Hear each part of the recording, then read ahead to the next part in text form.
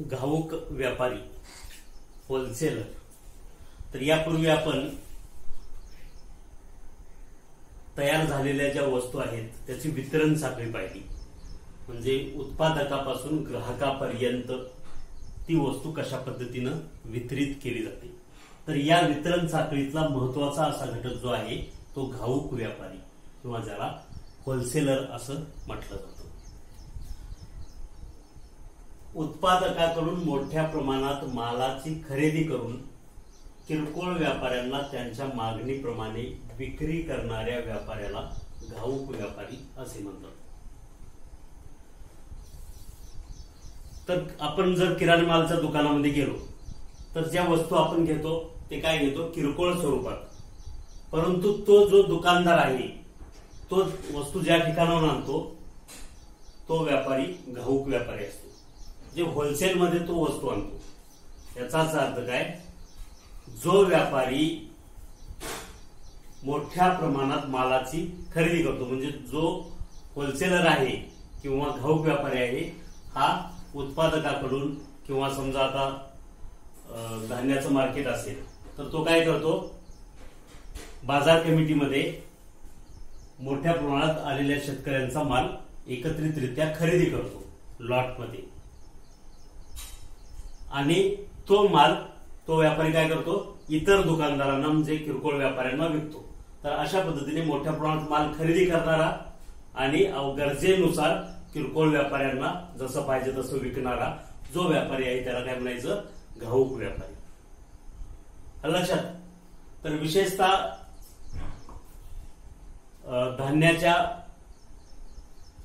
व्यवसायामध्ये खरेदी विक्रीच्या या अशा प्रकारे घाऊक व्यापाऱ्यांचं प्रमाण हे मोठ्या प्रमाणात असतं.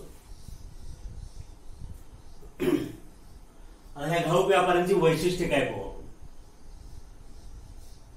एक नंबर, घाऊक व्यापारी मोठ्या प्रमाणावर मालाची खरेदी करून किरकोळ व्यापाऱ्यांना त्यांच्या मागणीप्रमाणे पुरवठा करतो. आता सांगितलं तशा पद्धतीने मोठ्या प्रमाणात लॉटमध्ये खरेदी करायची मालाची किंवा धान्याची.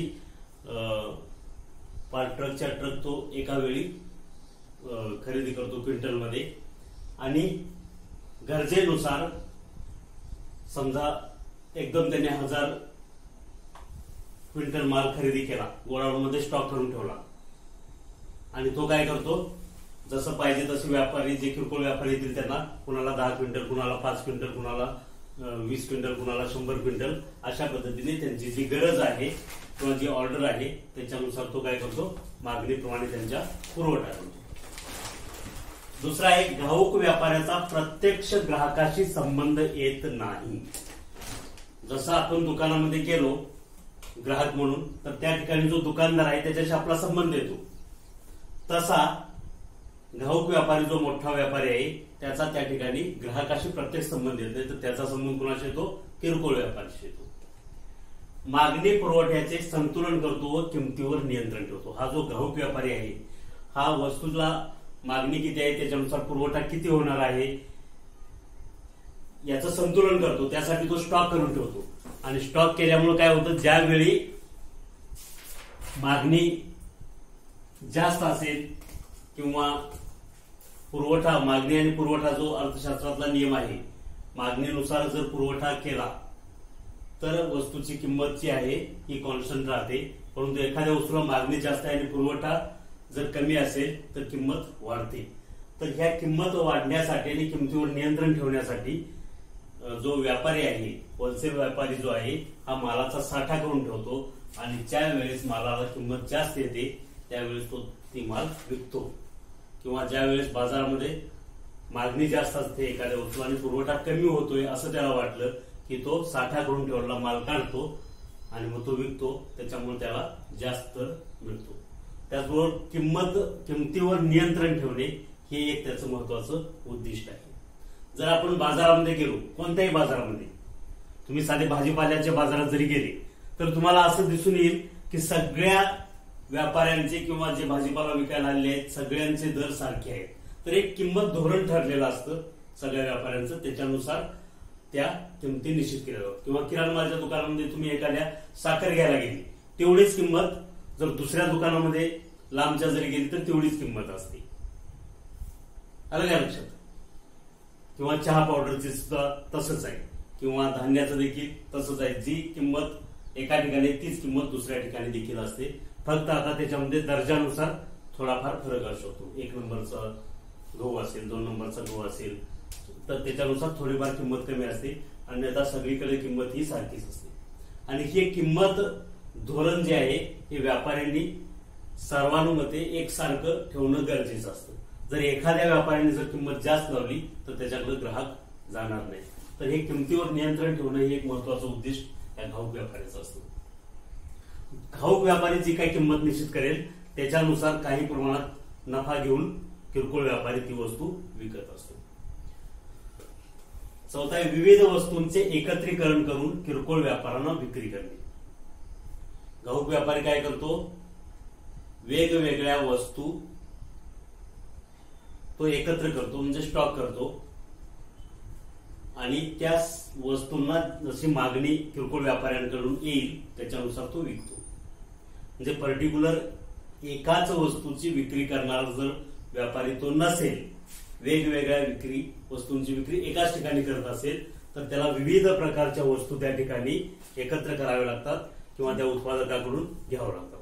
उदाहरणार्थ जसं मी आता सांगितलं की धान्य उत्पादक मोठा व्यापारी असेल तर तो काय करेल, शेतकऱ्यांकडून गहू पण खरेदी करेल मोठ्या प्रमाणात, बाजरी खरेदी करेल, ज्वारी खरेदी करेल, तांदूळ खरेदी करेल, आणि मग तो जसं पाहिजे त्या प्रमाणात किरकोळ व्यापाऱ्यांना विकेल. म्हणजे विविध प्रकारच्या वस्तूंचं एकत्रीकरण करायचं आणि किरकोळ व्यापाऱ्यांना त्यांच्या मागणीनुसार त्या वस्तूंची विक्री करायची.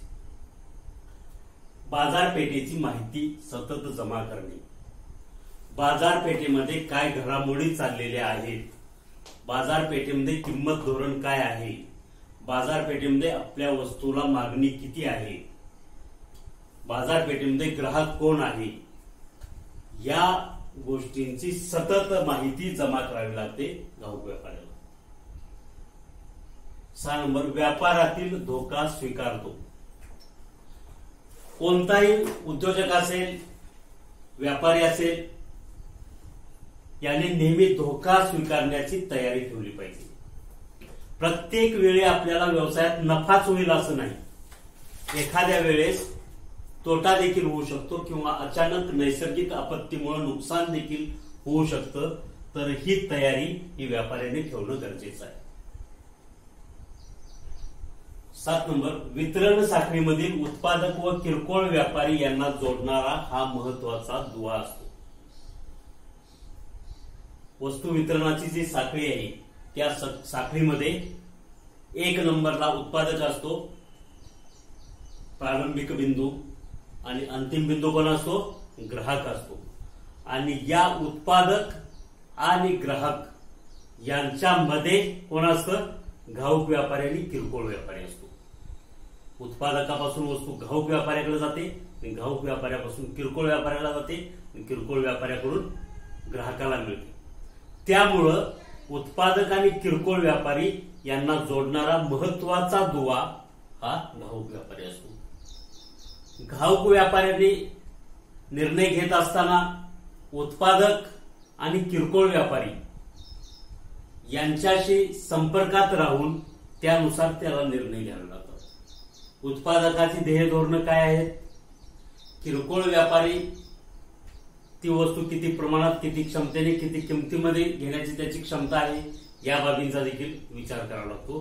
त्यामुळे या 2 जे घटक महत्वपूर्ण घटक आहेत वितरण साखळीतले, उत्पादक आणि किरकोळ व्यापारी यांना जोडणारा महत्वपूर्ण घटक म्हणून घाऊक व्यापाऱ्याकडे पाहिलं जातं. तर अशा पद्धतीने ही घाऊक व्यापाऱ्याची वैशिष्ट्ये आहेत. ठेवून घ्या.